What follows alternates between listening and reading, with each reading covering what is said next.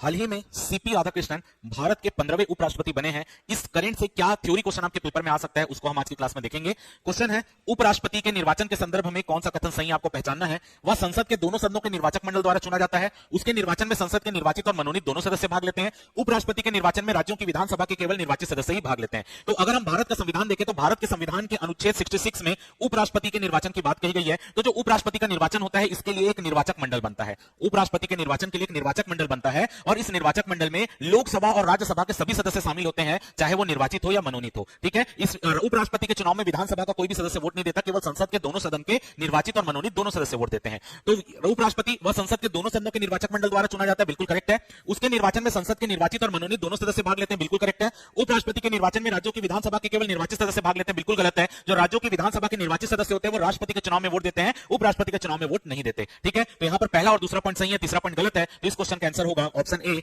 1 और 2 दोनों सही है।